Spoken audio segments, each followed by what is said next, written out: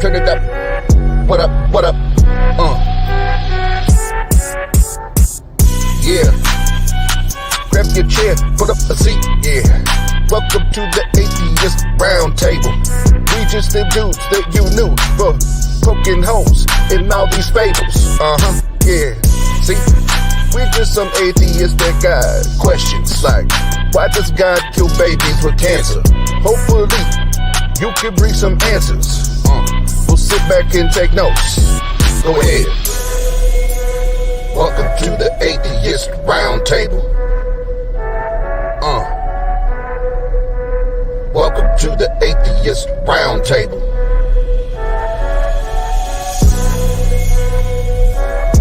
Okay. Turn it up, turn it up. What's up, everybody? And welcome to the OZone. I hit the wrong intro, but it's all good. Still part of the Atheist Roundtable and the Atheist Network Group.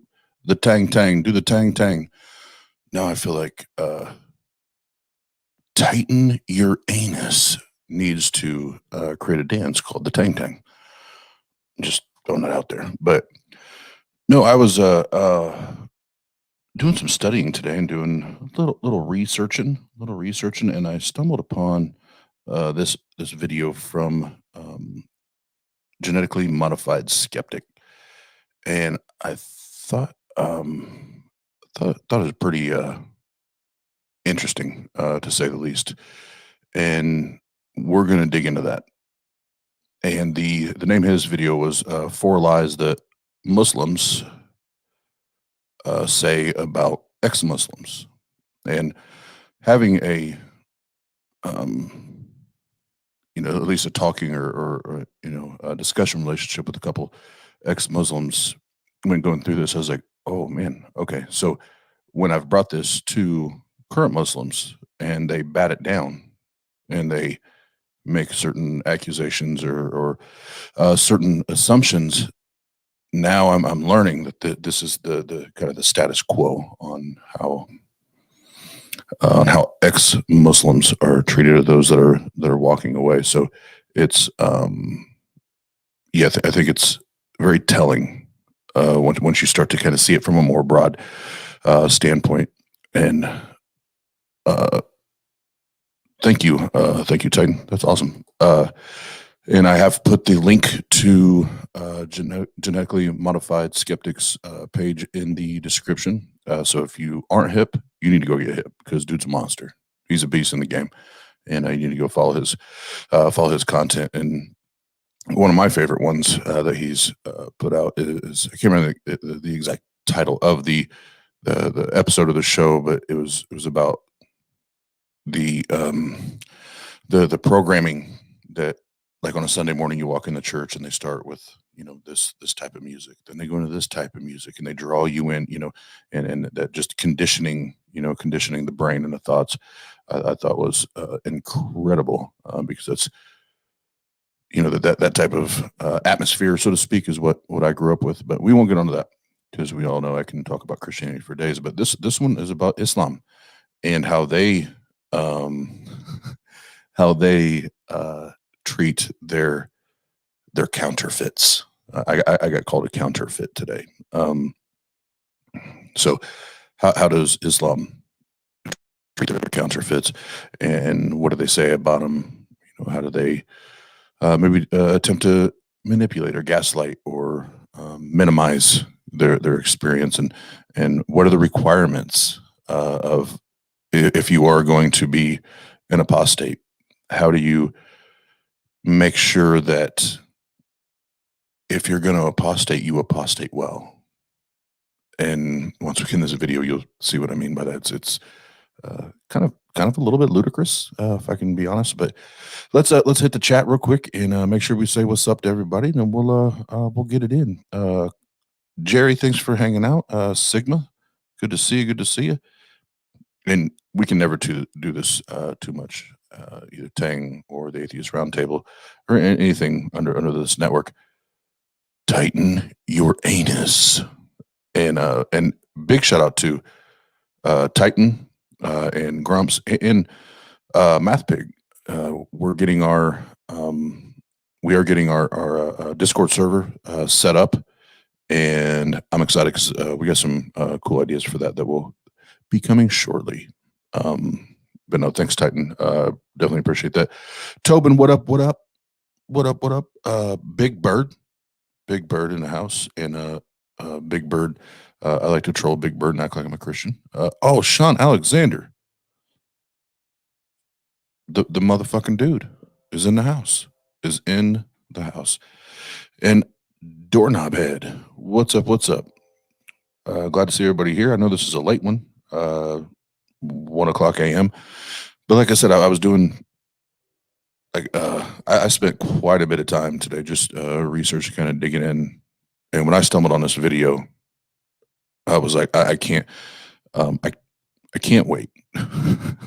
I want to talk about this, and I want other people to see this, and hopefully it motivates you to go and do further, research and study if you haven't already. I don't want to make it sound like I'm doing making assumptions, but if you haven't already, definitely go do that. Hey, what's up, Jeff?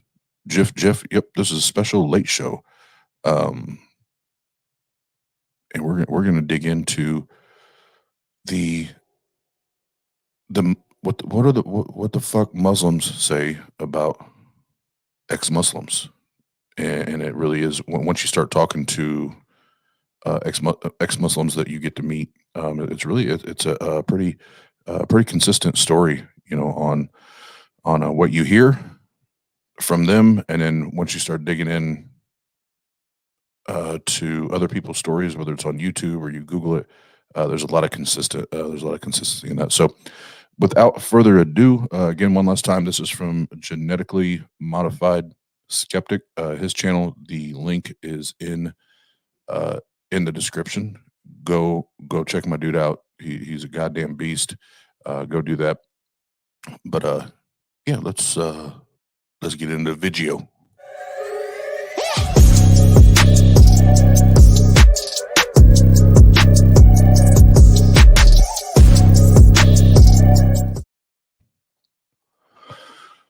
All right, what up? What up?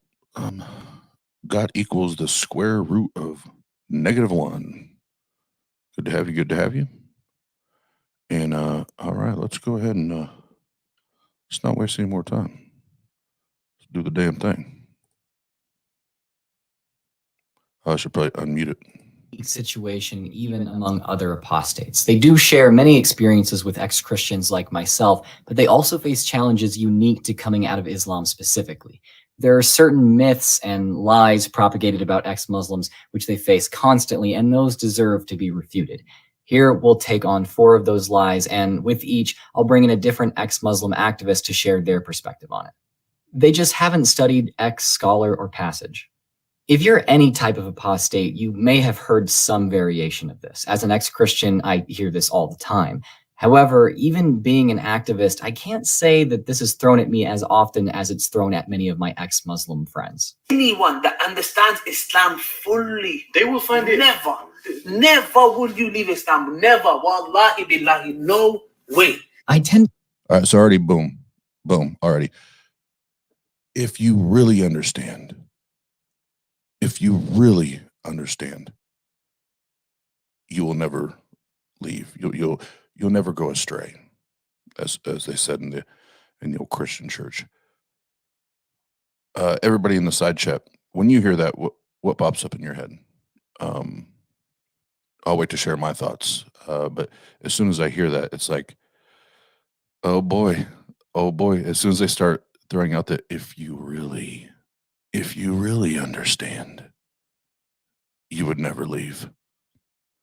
But I'll wait. I'll wait to hear you guys' opinion. To think that a reason why Muslims say this is that it allows them to maintain the belief that the more one studies Islam, the truer it appears, and no one could possibly be properly educated about Islam and then disbelieve it.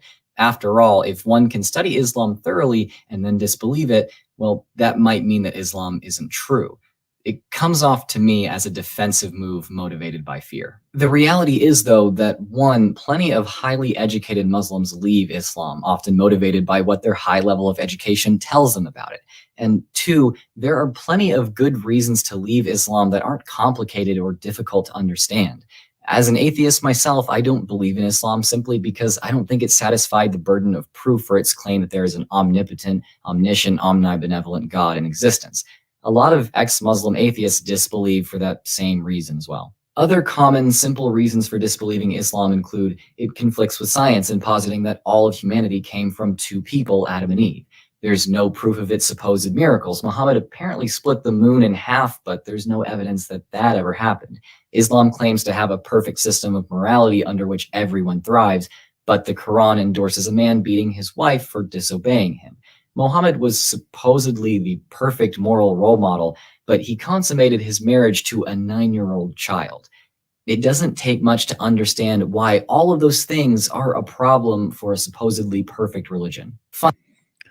And I forget where he says this in here, but I completely agree. It is ironic that, and I've had text or chat conversations, I guess would be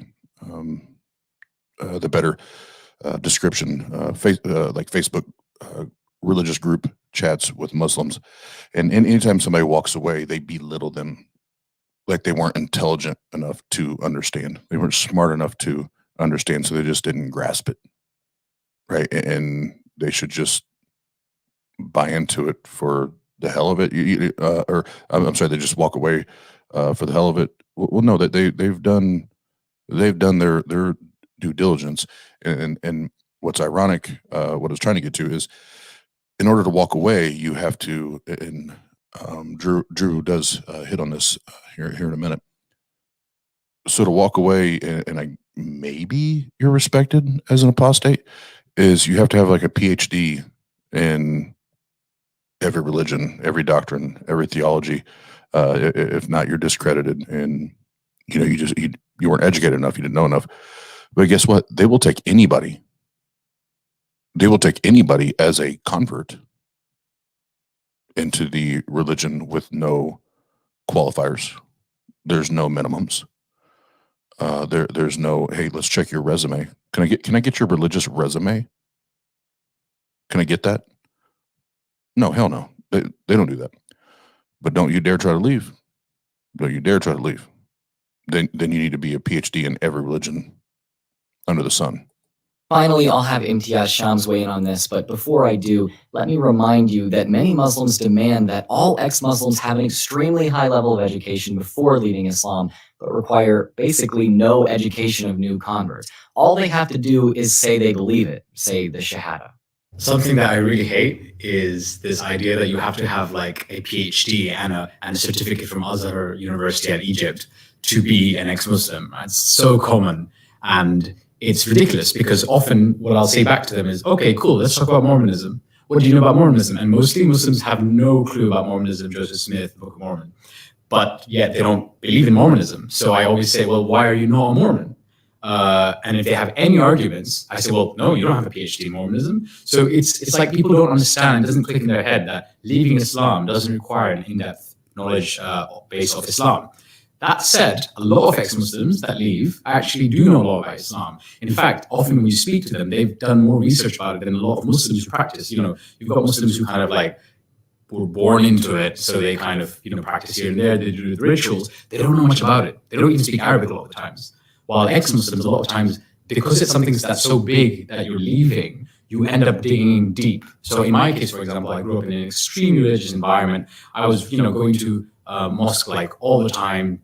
I've been fasting since I was 7 years old. So it's like, it was a big part of my life. So I didn't leave it without lack of knowledge. But that stereotype is wrong as well. Just because someone leaves it, if they don't agree with it, doesn't mean they have to have a PhD in it, So I would say, if that's the stereotype you have, I'd recommend either you understand that it's wrong, or you do a PhD in every single religion in the world, so that you can actually say that you're not a Christian or a Hindu or a Buddhist. So, great point. And I watched this video like 3 times. before I came on here because it was for the ex-Muslims. It was, home run after home run, grand slam after grand slam. But the other part was, and we'll get to this certain character here in a couple minutes. But it was like, why is this? And this isn't necessarily just within the Muslim community. I know certain branches or brands of Christianity are like this. Well, then you just didn't get it. You didn't study enough. You didn't learn enough. You didn't, what was it in Proverbs? With all you can do, seek understanding, search out understanding. And if not, then like the guy told me today that I'm just a counterfeit. I was and always will be a counterfeit. And it's like, why do we just jump to that? Why do we just jump to that? Then where were the leaders in this organization? Why didn't they make sure that I had the information that I needed? Why didn't they make sure that I received the education that I needed, the facts that I needed, the understanding that I needed to continue to keep my feet planted in this faith and in this belief? I mean, I did everything I could do on my own. Then and when it comes to this, then where were they? They should have been providing these, philosophical, theological classes, and talking about doctrines and all that. They should have been providing that. What say you? They just want attention, or they would lead quietly. Oh God, I forgot about that part. So I've heard that about myself. You left. You left because your brother's a pastor, and he got all the attention, and now you want to go do this thing, and to get your own little attention. Yeah, let me tell you logically how much sense that makes when it comes to family, friends, so on and so forth. It would have been much easier for me to just agree to get along, or just say, yeah, okay, I'll go through the motions, and I'll pretend that I still believe, even if I don't, because I don't want to rock the boat, and I don't want to cause any potential, issues or static, or problems with my family and my friends. So I'll just do that. That would actually been easier. But I can't personally. I can't sleep at night. If I put my head on the pillow and I'm faking, and I am actually being counterfeit, and not doing what I think is the most honest thing to do. Yeah, I couldn't live like that. I couldn't do that. So when people say, "Oh, you did it because you wanted to start this YouTube channel," well, motherfucker, you don't even know. It wasn't just me that started this, and it's still not just me doing it. It's always been a gang of people doing this. It's not one person, no matter any way you slice it. So that point, what the last gentleman just said, and I'm sure there's some out there. I'm not gonna be biased and bullshit. I'm sure there are some people like, oh, I maybe I see an opportunity here. But most of your people that have really went through a true deconstruction process, where you've deconstructed your belief, deconstructed your faith, and just the pain that's associated with that, and the heartache that's associated with that. We don't do that shit for limelight, because when we're going through that, you don't even get to see that. You don't see all that. Most people just see what's on the other side of it. But no, what that gentleman just said was dead on, dead on.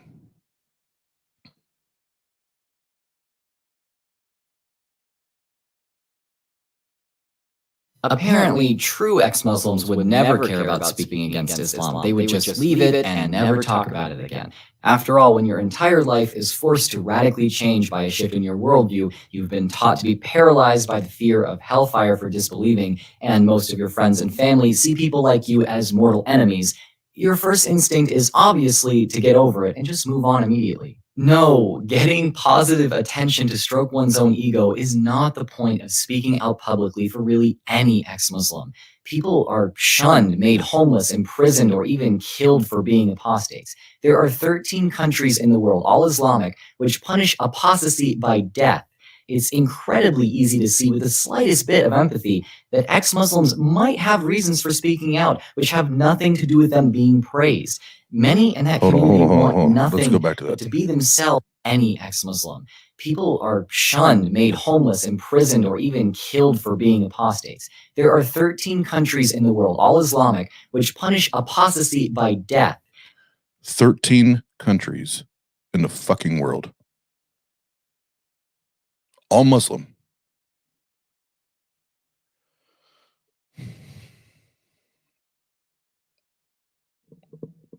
All Muslim. The apostasy, the penalty is death. It's death.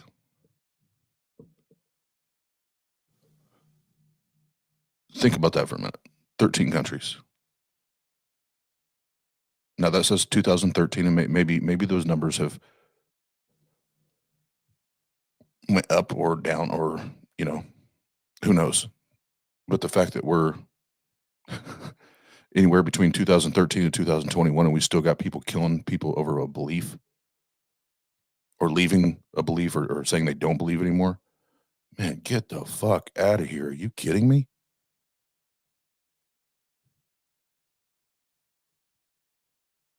I need to hear that one more time.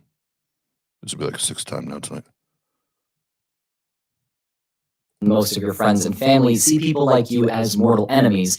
Your first instinct is obviously to get over it and just move on immediately. No, getting positive attention to stroke one's own ego is not the point of speaking out publicly for really any ex-Muslim. People are shunned, made homeless, imprisoned, or even killed for being apostates. There are 13 countries in the world, all Islamic, which punish apostasy by death.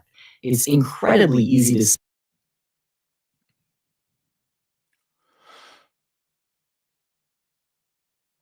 13 countries, all Muslim. And God equals square root. I know it's not breaking news, but when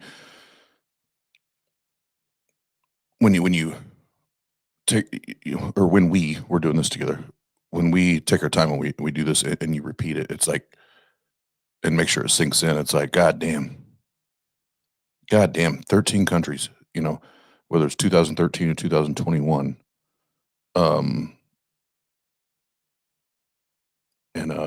And Titan just put up there,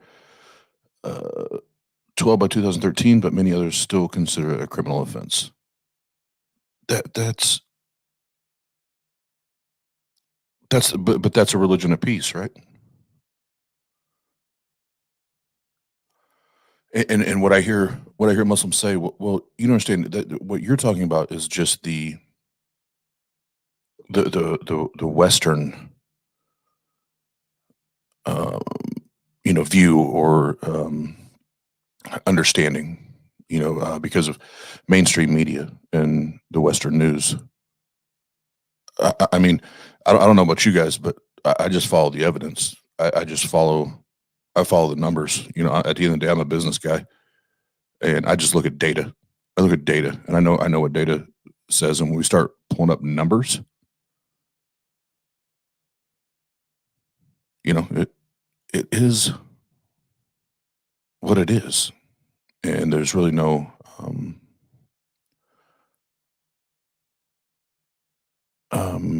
I don't think how do you sidestep statistics and numbers?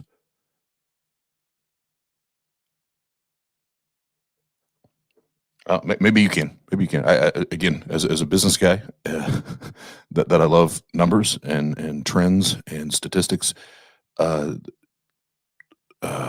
Men lie, women lie. Guess what doesn't fucking lie? Numbers. Numbers don't lie. See with the slightest bit of empathy that ex-Muslims might have reasons for speaking out, which have nothing to do with them being praised. Many in that community want nothing but to be themselves and live. Consider that maybe ex-Muslims speak out against Islam because they feel it oppresses women. Maybe they speak out against it because it motivates their own families to disown them. Maybe it's because it prompts governments to execute those who believe differently. Maybe ex-Muslims stick together and praise each other because no one else will do that for them. Supporting Islamic doctrine and then claiming ex-Muslims just want attention is like cheering for a family to be ripped apart and then mocking the most isolated member of that family just for trying to pick themselves up again. Now, Boom. Boom. Nailed it. Fucking nailed it. I hear that from Christians, like, well, if atheism isn't a religion, why are all these former Christians building this quote unquote community? I don't know what to tell you other than, like, we like to have friends too. We like to have friends too. Ours just isn't based on doctrines and dogma and all that shit. But I saw a couple of the comments in there, so I will play the video and see if I can fix the echo. to give her perspective as an ex-Muslim who is charged with this accusation constantly, here's RK.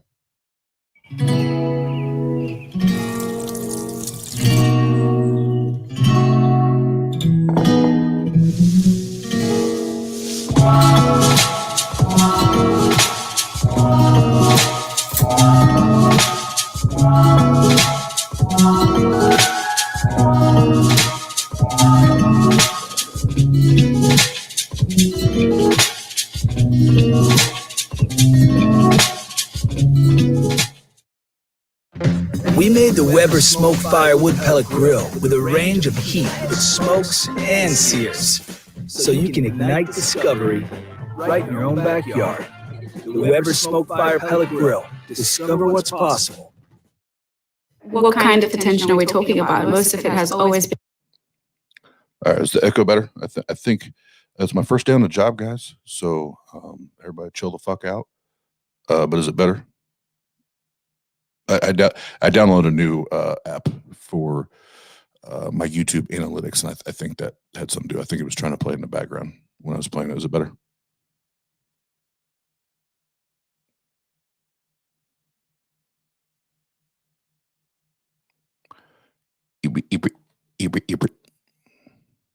FOCUS. What does that spell? Okay, we'll play the video, and you guys.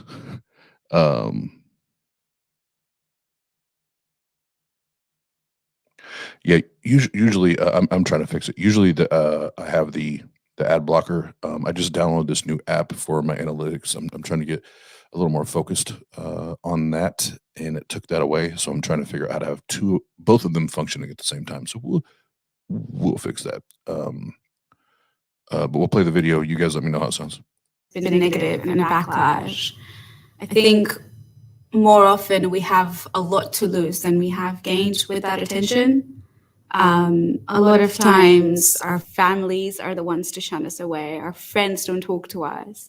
It's not the right kind of attention that we even get. It's mostly negative and it's toxic. Just even in the online world or even in person, people just have this vile idea of what ex-Muslims are like. Most people, when they come out, it is to find other people like them, to find a community versus actually that attention that they get. Sure, if I see another ex-Muslim tweeting that she's an ex-Muslim and she just came out, I'm going to go out there and celebrate and make sure she's okay because I know how hard it is. So I guess in that way, ex-Muslims do give other ex-Muslims that attention and comfort and be their family. For us, it's mostly about building a community and supporting each other. They left so they could get fame and money. This accusation. All right, before we go back to the fame and money thing again. Part of being a human being is we are social creatures, and we enjoy the interaction. And you know, I'm very much a people person. I love talking to people. I love meeting new people and getting to know them even in day-to-day life, like not even about religion or anything like that. Just, you know, what are they into? You know, what's their favorite music? What's their favorite band? Who's their favorite rapper? What's their favorite movie? Like, I love learning about people because every single fucking person that you meet every day is so different. Right? So what is the problem? What would be the pushback on anybody of any belief or lack of a belief having a community or a circle of friends that they can fucking chill with and have fun with and have you know, just common ground with? Like what? I don't understand why that's such a big fucking issue to theists, you know, in general. Like we can like to hang out with people too. We're not like devil worshiping, you know, Satan loving, God hating, human animal sacrificing people. We're still just normal people that like to fucking chop it up and talk to people. But I'll let him hit this point. We'll jump back in. Is just slightly different from the last, but my friends and I had to include it because it's so common and so absurd. To think that there's more money involved in being an ex-Muslim than in being an evangelist for Islam ignores clear evidence to the contrary. The ludicrously popular Zakir Naik sells out arenas for his preaching. And real quick, not this guy, but one of the next gentlemen that he's getting ready to talk about. I'll give my own little personal experience with this son of a bitch. Yeah, I'll wait. Let's go. He has his own TV network called Peace TV. Even on a totally different level of exposure, the pattern is still clear. Ali Dawah and Muhammad Hijab, both apologists and YouTubers, have run several extremely successful giving campaigns in recent years. One example is that in a singular campaign in 2018, they raised over 25,000 British pounds for their own ministry. All right. So he's going to finish up and say that they tried to do the same thing for ex-Muslims, and they only okay, Grumpy, you heard again. So then I changed something, so I know what it is now. So I'll make sure that does not happen. Thank you guys for the feedback. Atheist Junior, what up? What up? But let me go back a second because now I got distracted because I want to make sure that I say this correctly.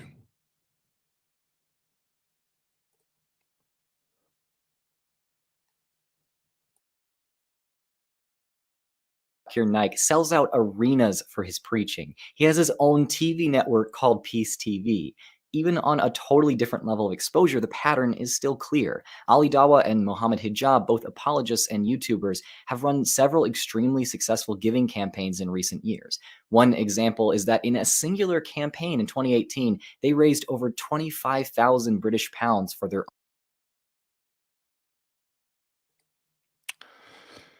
All right. So let me tell you a little something about this Ali Babwa. So we had Infidel Noodle on our channel several months ago. And Infidel Noodle was trying to set up a debate on, you know, then it was the Atheist Roundtable.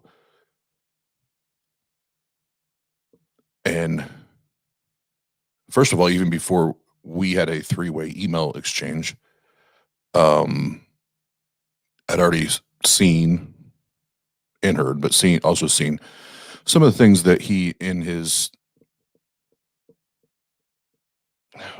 Muslim brothers had said to Infidel Noodle. But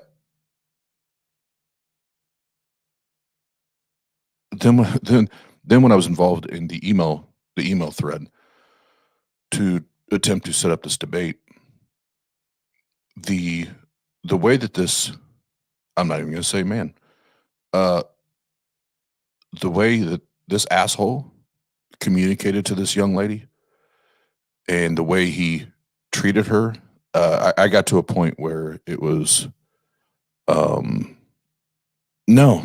we're not doing this anymore. Not only are we not doing this anymore, but you're not even welcome on our channel. Like there's nobody that's going to talk to any human, first and foremost, but especially the way as protective as I am, because the way I grew up, and seeing my mom being abused and abused, like I'm extremely protective of women, and there's not a chance in hell. There's not a chance in hell that I'm even going to platform you. You're a piece of shit. You're a piece of shit, and I'll say that, and Ali Dawa Bawa whatever. Quit acting like a little boy. Be a man. Be a man. That's what I would say to you.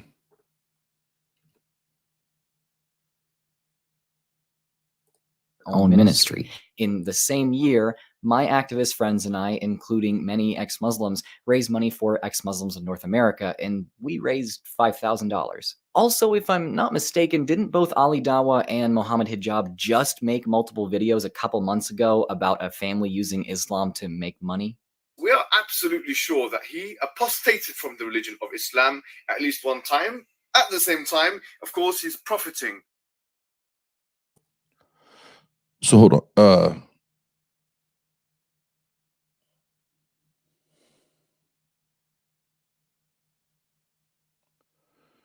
Yeah, Titan. Who brought up Justin?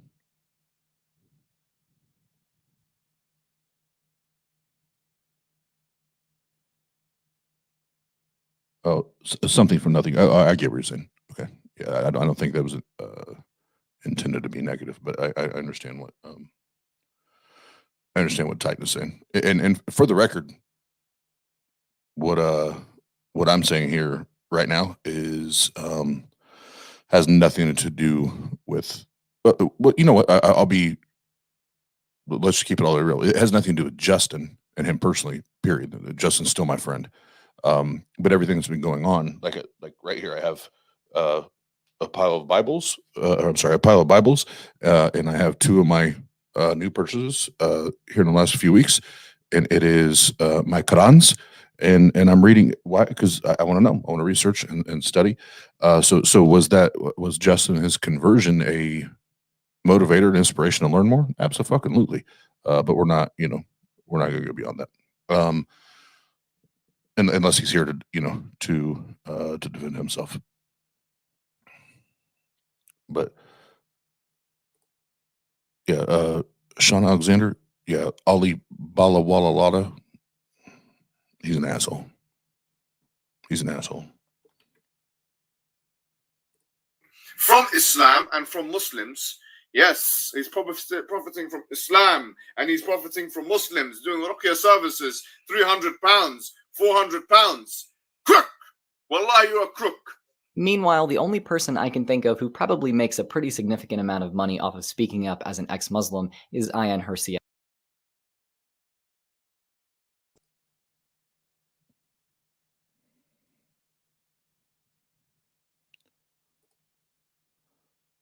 So Taylor, as soon as you can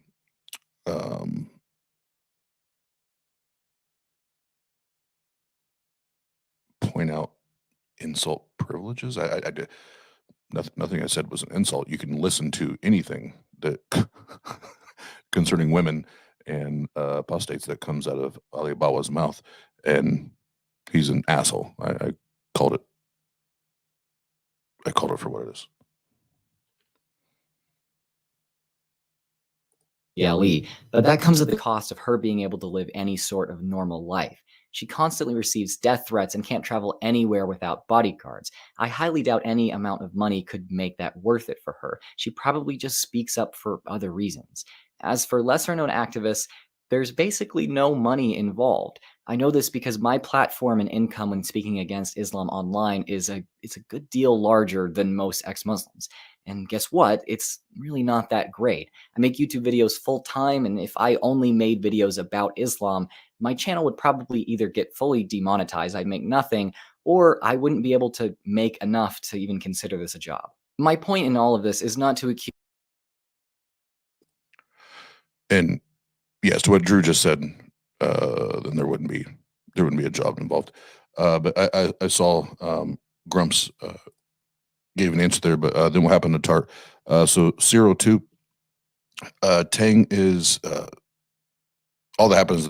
We rebranded the channel. So Tang is the Atheist Network Group, and TART is still the flagship show. So Friday and Saturday will either be TART live shows or the UDC debate championship shows. But bottom line is, the easy way to say it is 7 days a week. We have at least one show going out, and we have more coming.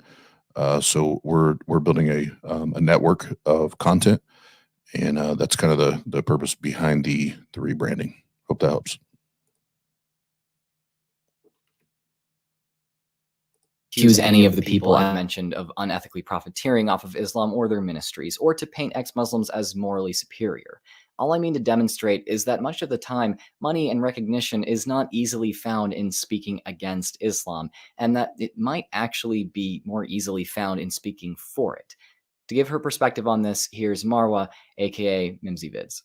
I get told all the time that I am openly an ex-Muslim because of fame and money, and that's basically why I want to do it. But it's actually the complete opposite. Firstly, there's actually no money in this. I don't know why they have this impression that I'm like working for the Jews or the Zionists or something like that. There's absolutely no money in being an ex-Muslim. No one wants to stand by you. In fact, we are opposed by everyone because it's too controversial. And the fame, it's the complete opposite. If anyone does recognize us, it's usually for negative reasons. Yeah, this to me, especially with Islam, I think I saw it just in the news today or yesterday, that there was a young lady that was nearly beat to death.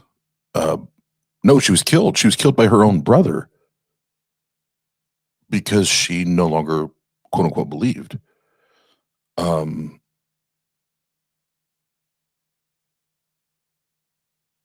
What?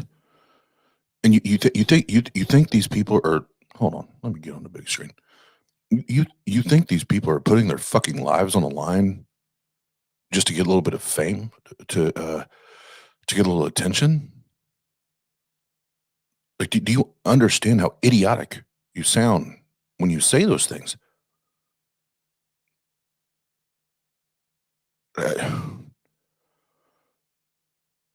So let's role play for a second, or reenact for a second. I'm in my bedroom. I'm currently a Muslim, and I'm weighing my options. Let's see. I can walk away from this because I don't believe it anymore, and I don't know if I don't find good reasons to believe in this anymore, and I can walk away and seek this fame and fortune,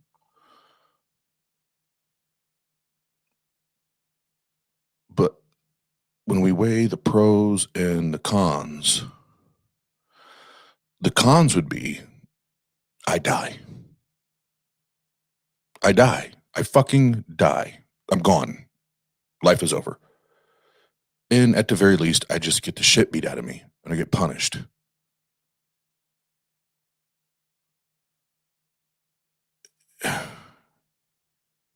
And you think that you think these people are putting their lives on the line, their safety on the line, to get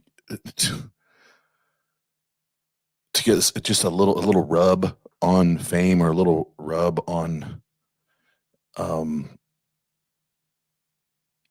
being noticed or having a voice. And there's many countries where it's not death. It's still like Titan said earlier. There's still many countries where it's still a criminal offense. It's a fucking criminal offense. So you think these people are going out here and chasing fame or a dollar when their life or their safety or their freedom's on the line? Get the hell out of here, man. quit trying to minimize and manipulate and take away from the fact that these people want to think for themselves. They want to live their own life. They want to be happy and not need a book or a god or a dogmatic belief to run their lives. Get the hell out of here with that bullshit. That's how I feel about that. And the amount of hate we get completely trumps any sort of positive fame that we might get or that people expect we would get. Most of the time, Muslims that leave their religion become shunned by their families and don't actually have anyone to stand by them. And they actually have to go to organizations and get help because it's such a traumatizing experience to be abandoned by everyone.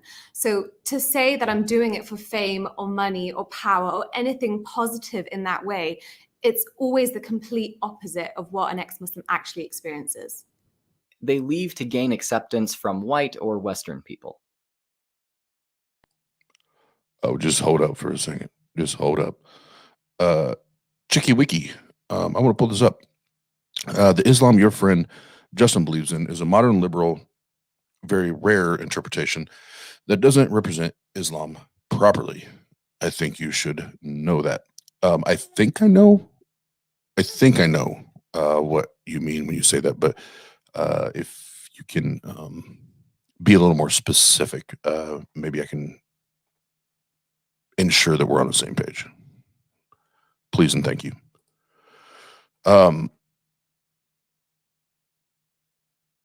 Yeah, and this next point, I've actually had Muslims tell me this, that the only reason this person's doing this is because they want to appeal to people like you, Austin, with white skin, and they want to be your friends, and they want to know what it's like to be white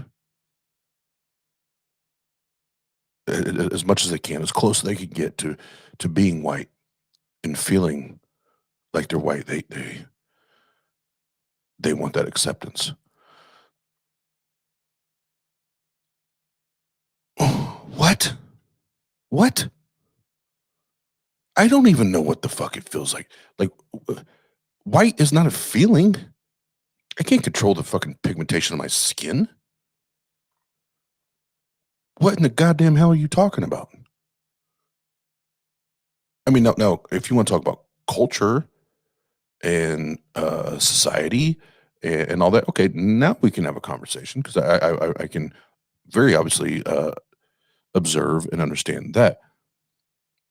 But just to say they leave to gain acceptance from white or Western people is a very, very ridiculous comment.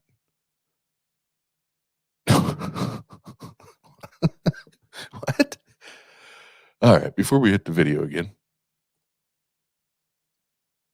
Thanks, P. Here's the Illuminati. Tiny Kitten's token for Tang.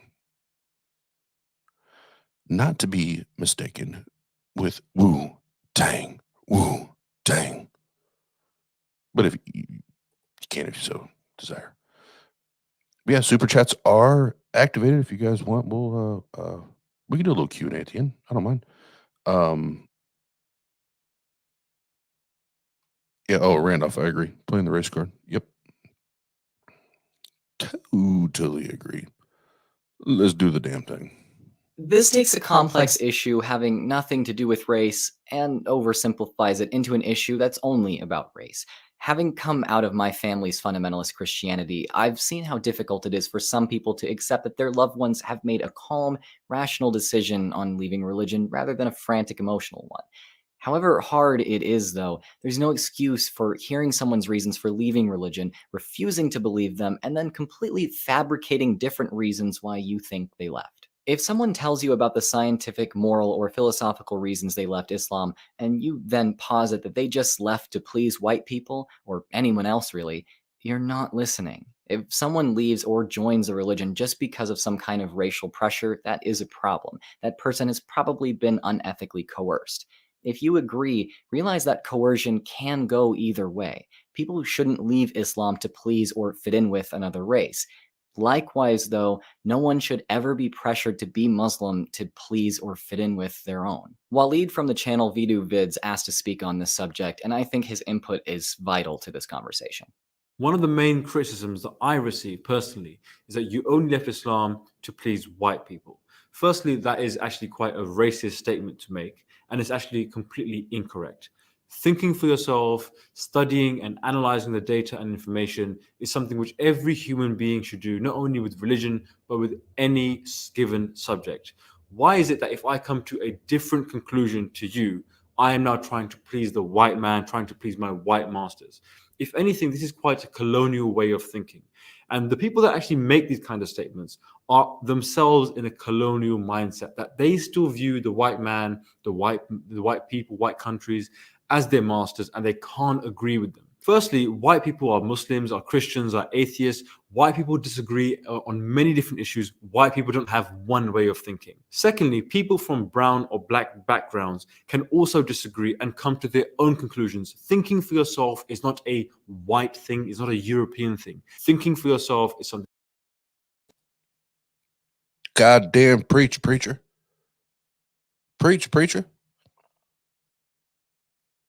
I wish I had my keyboard out right now. I'd have some organs. I'd had a little organ going. While this badass is breaking it down. And Taylor, I saw your comment. Introduced me to Infidel Noodle. Like I'm cool with you, bro. Like I have zero issues with you, but the way you run your channel, I would never, ever introduce you to Infidel Noodle. I have too much respect for her.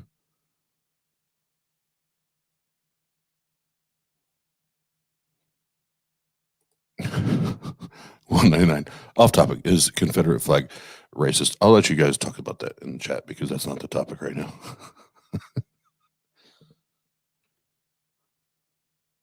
Which everyone should do and should not be seen as white or black or colonial or slave. Think for yourself, guys. Anytime I speak on misconceptions about any group, be it ex-Christians, ex-Muslims, or atheists in general, I identify the root of the problem as a lack of empathy. I think that still stands here.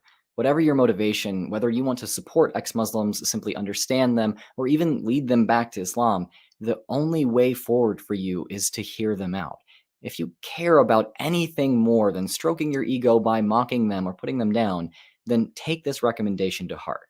Set your preconceptions aside and just listen. Thanks for watching. I've been Drew of Genetically Modified Skeptic. A huge thank you to all my friends who joined me in this video. You can find links to all of their channels and social media in the description. I highly recommend following and supporting in whatever way you can every one of them. As always, go ahead and subscribe, check out my Patreon, follow me on Twitter and Facebook at GM Skeptic, join my Discord, and until next time, stay skeptical.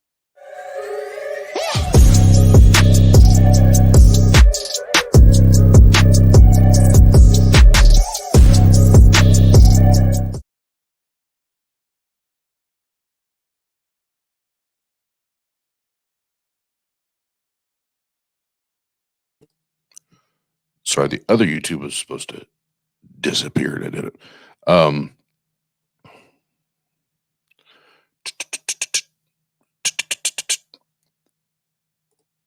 Yes, I agree. Drew's a beast, man. He's a beast, and I don't, you know what, you guys, I'm going to take myself off camera for 1 second because I just realized when I have a full picture that my screen looks like I have fucking Vaseline scrubbed all over it. So give me 1 second. 1 second. I'll be right back.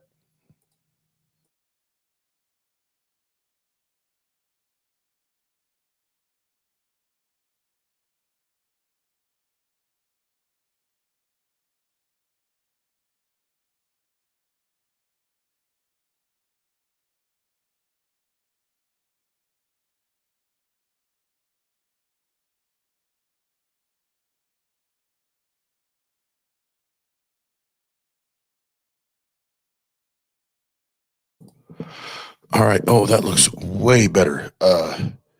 Yeah.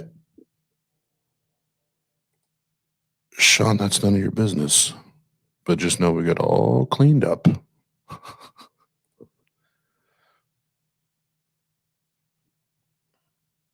No, so genetically modified skeptic is the link for Drew. The link is in the description. Definitely go check him out. Like I said earlier, dude's a badass, and I love his content. And then he and Telltale have some great content together that they shot, and they went and kind of infiltrated the Jehovah Witness museum or headquarters or whatever together, and I love I love I love that episode and what they did and how they got in there, and it's really intriguing to watch, kind of watch and hear how the people treated them once they kind of start to catch on to, oh, maybe they're not of the brethren or the sisterin. Maybe we should do a better job of vetting people. Maybe we should do a better job of that. But they didn't. But back to Islam. So I got a few minutes here before I dip out. Cyril too, not a big fan of Telltale. Well, if not, go back and watch some of his most current videos where he and his family had to move out of state because of he and his family stance with a public school teacher trying to shove Christianity and godliness down their child's throat at school, and they had to leave because of the death threats and people threatening to burn their home down. You may become a bigger fan. I already liked him, but after that, like I've never met the guy. I've never even so far even talked to him. But after having kids of my own, wife and kids of my own, I'll fight you, bro. don't do that to my kids.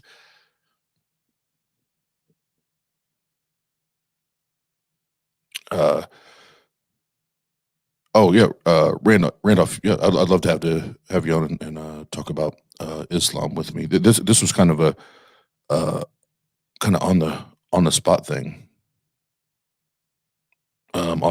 Because I'd been doing some listening and some reading and some research, and I was like, you know what, I want to talk about this. While it's fresh and hot on my mind.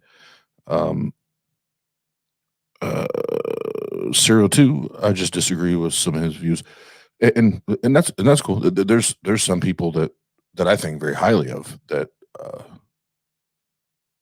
I respect the hell out of them, but I don't agree with everything they say or their views. So I get it.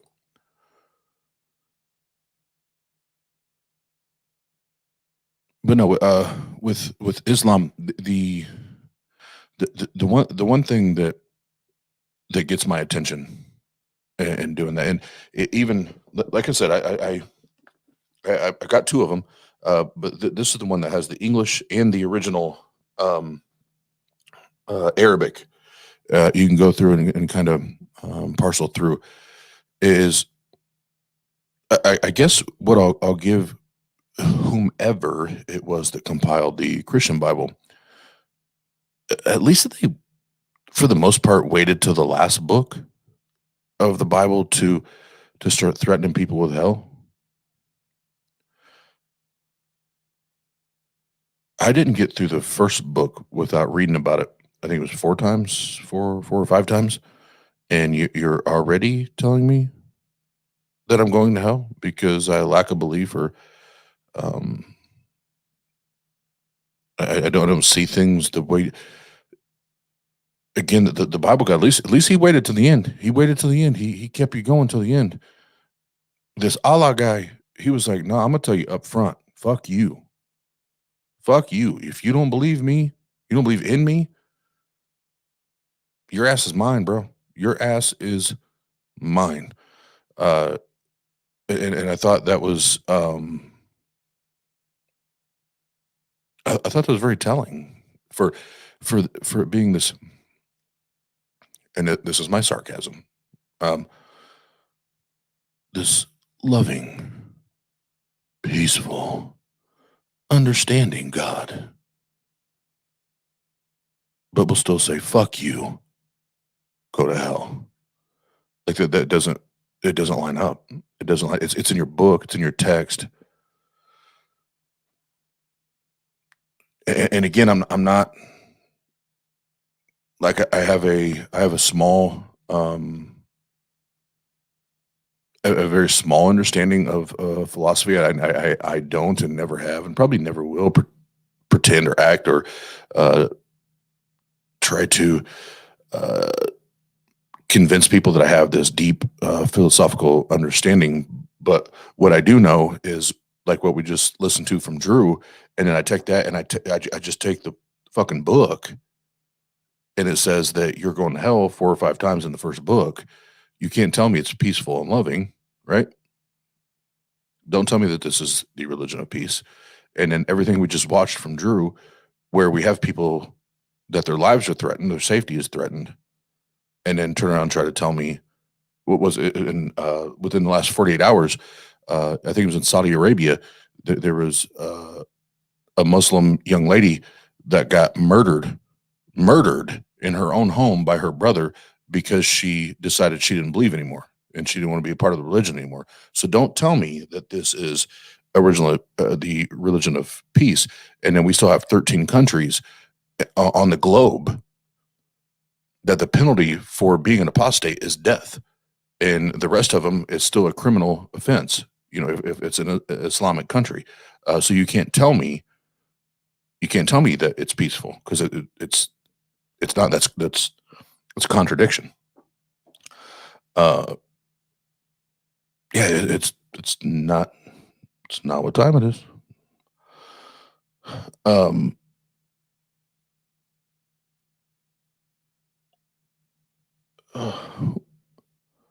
Normalizing atheism. Pasta Mike, what's up? What's up? Anytime I see pasta, I gotta hold on. Let me get to the chat. Hold on. I've been going on a tangent.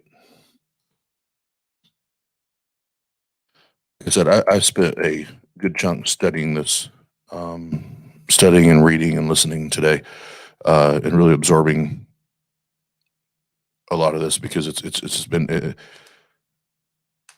something on my mind. And yeah, I won't bring anything else into it right now. But before we dip out, you guys have any questions? Let's do the Q's and the A's. The Q's and the A's. Good to see Amy. I saw Amy jump in here. The Randolph, the Godfather.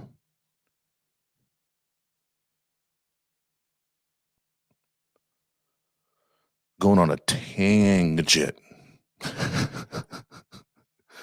Going on a tangent.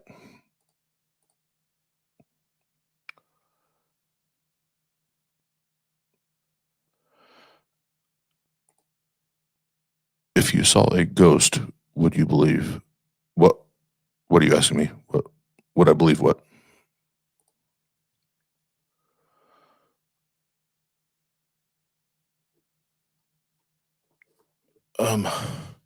Randolph, if I can do it quickly, yes. You know, let me turn some music on here while we do the end of this that way.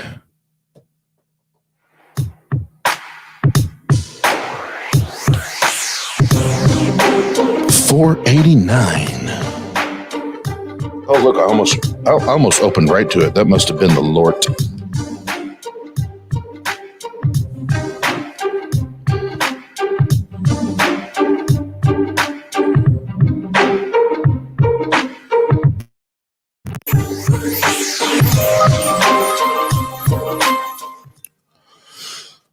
All right.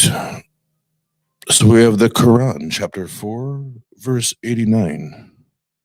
What has happened to you that you are divided into two parties regarding the hypocrites? And Allah has overthrown them because of what they earned. Desire ye to guide him whom Allah has caused to perish? And for him whom Allah causes to perish, thou shalt not find a way.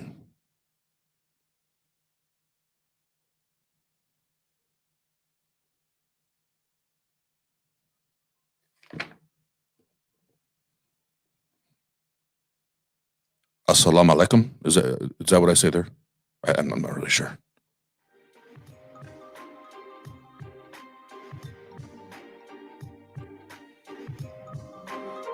Oh wow, my whole room went blue. I don't know what happened. And serialize. So just an unexplainable thing happen. If I saw an unexplainable thing happen, it wouldn't convince me of anything other than something happened that's unexplained.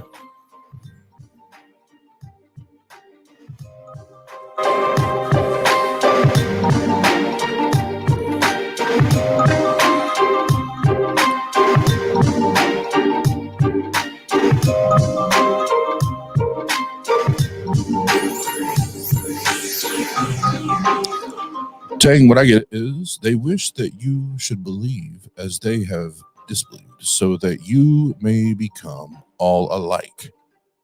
Take not, therefore, friends from among them, until they immigrate in the way of Allah. Sorry, hold on. Allah. And if they turn away, then seize them and kill them wherever you find them, and take no friend nor helper from among them. Let the church say amen. Why did my whole screen go blue? That's driving me nuts. Oh,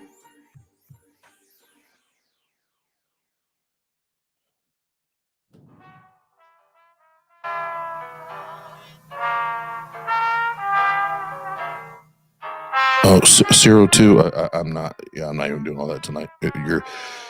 You're wanting to fly to outer space with me tonight, and I don't fly to outer space.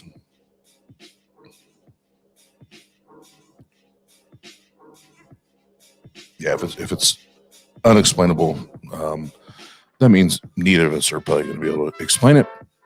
Therefore, we just leave it as unexplained until we have evidence, better evidence or proof that it is a thing brought upon by a thing.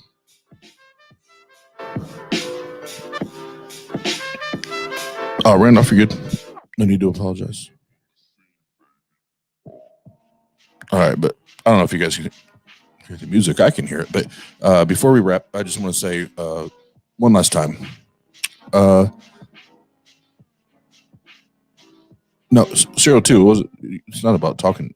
You don't have to not talk anymore. It's just that subject you're getting ready to wrap. And that could be a very long conversation. Is what I meant by that.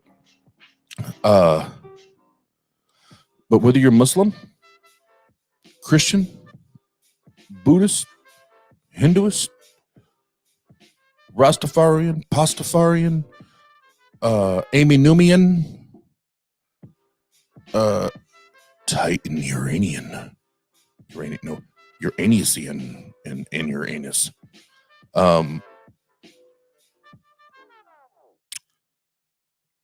It's like, it's cool, man. It's okay if people challenge themselves and question things and want to understand if what they're believing is true, and the method in which they got there, or the pathway in which they arrived to that belief. Was it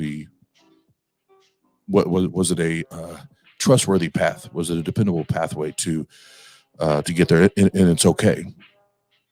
And just because they walk away and they say, no, I don't have a good reason to believe in this anymore, doesn't mean that these people are now evil, or they have evil intent, or they're devil worshippers, or they deserve to die. Muslims, they like that. That's you don't have to go to that extreme. Let's just go to the old live and let live, because we're gonna let you, like, as atheists, we're like I may not agree with it, but believe what you want to believe.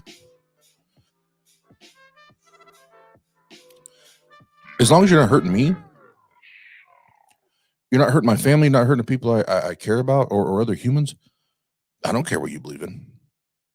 So why are you so jacked up, and why are you so hysterical and ready to harm people, whether it's mentally, psychologically, emotionally, or physically, because they no longer believe what you believe? Let's use some common sense. In Grumps, when it comes to Satanists, this is where actually T and I were talking about this afternoon. This is where I actually got to give love. I got to give love to Satan. I've never heard Satanists going back and forth talking about, you're not a Satanist anymore. You don't worship Satan anymore. You little motherfucker, die. Like you've never heard that, right? I've never heard that, because they don't have they don't have dogma dripping off their foreheads, right? Yeah, it's and yeah, Amy said I worship Saturn, much softer. So this is how Amy worships Saturn. I mean Satan. Woohoo! You know I nailed it. You know I nailed it.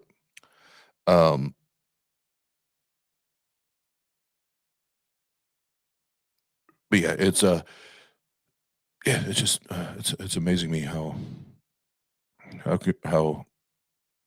religious people can claiming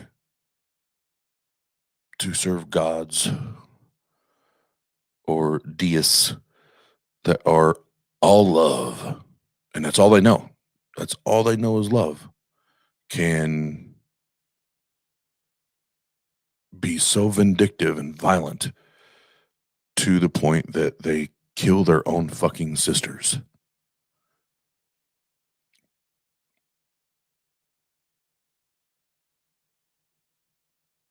All praise to Allah, or whatever it is they say. That blows my mind. Blows my goddamn mind. But one last time here before we rippity wrap it up. Thanks for everybody that's been in the chat. I appreciate you guys coming out on the late night. I usually don't go this late, but like I said, after all the reading I did today and listening, I was like, no, I need to talk about this. It's fresh. It's in my brain right now, and I'm passionate about it right now, and I want to talk about it. So hopefully you guys enjoyed it. Maybe took something away from it, and I'm sure that between Taylor being in here earlier and some others, that this will make its way to Justin and Jake and Sheree. Sheree, that's his name. Anyway, I'm sure it'll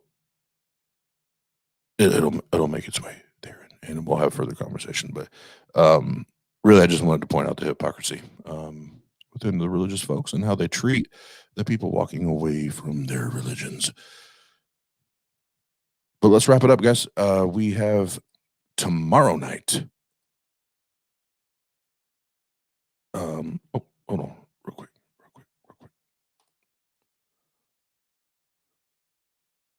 Glad I could be here. I miss being able to be here as often as I used to be. Yes, Sean, it was great to see you, man. Appreciate you being here. Love you, miss you. And anytime you can jump on if we're live, we love having you. And then Justin Khalil, his favorite atheist, the raging atheist, is here. Islam is a religion of atrocity. And I have to agree with that. I have to agree with that. But yeah, just guys, just go do your research. Just keep studying, keep doing what you do. Y'all are smart people. I see as an atheist, as a skeptic, as a humanist, I don't have to I don't have to demean you, and I don't have to ridicule you because you don't think like I do or you don't research like I do, and vice versa. You don't have to do that to me or for me to learn. So yeah, it is what it is. It is what it is. This is why I will continue to agree with the late great Christopher Hitchens when he said that religion poisons everything. And the more I learn, man, the more I fucking study, that that dude that dude was a boss. I mean, we already know that, but he nailed it, man. He nailed it. And native atheist, you don't ever want that smoke. Nah, dog. Nah, dog. You don't want that smoke. But no, we'll wrap it up because at this point, I'm going way more lady late than Nady Nate ever goes. But we've had about a constant 30 people in here, considering I never do this. And oh, look at this, more people are jumping in. What's up, Vinny and Kyle Brew? What up? What up?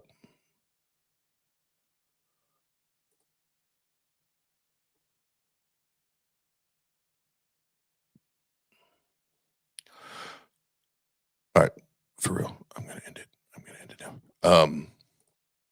Oh, what I was gonna say. Tomorrow night we do have the TART live call-in show, 9 p.m. Eastern time. It'll be Nate, myself, in the newest addition to the Tang roster, and that is Biddy Buddha. And if you don't know, you better fucking learn. Biddy was is a former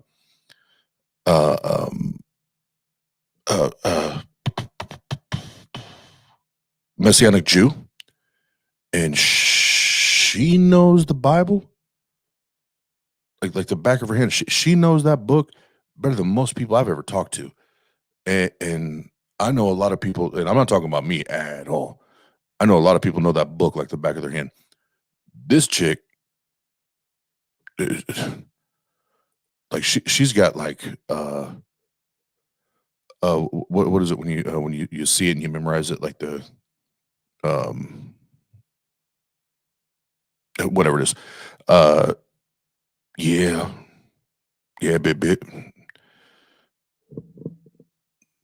Biddy's the real deal. So she'll be on there with us going forward, and so she's the next. She's not the next. She is the newest addition to the Atheist Network Group, and I'm sure there's going to come a time here in the future where Biddy's going to have her own show as part of the network. It's just a matter of her. This is her first time, really being on screen and that kind of thing. So getting her feet under her, but I'm sure that will come in the future. But Vinny, that's tomorrow night, 9 p.m. Eastern time. The TART live call-in show. It'll be Nate, Biddy Buddha, and myself, and we had a blast last week. If you want to go watch that, that's on the channel. But yeah, Biddy, already like really, really fast. She feels like it's like, oh, this is like my little sister. Like I feel like we grew up hearing the same shit. Like people tell us the same shit. So it's a cool dynamic. But all right, before I go any longer, I keep saying that I'm gonna dip out. Love y'all, appreciate y'all. Thank you for all of your support. And Tighten Your Anus did put the link in earlier. I don't have it on hand right now, but just be on the lookout. We did launch our very first Tang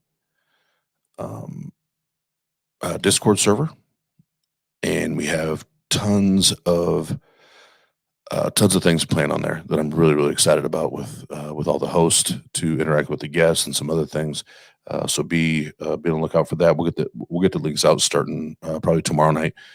But it's gonna be badass. So in the meantime, before I keep talking, love y'all, appreciate y'all. I'm getting the fuck out of here.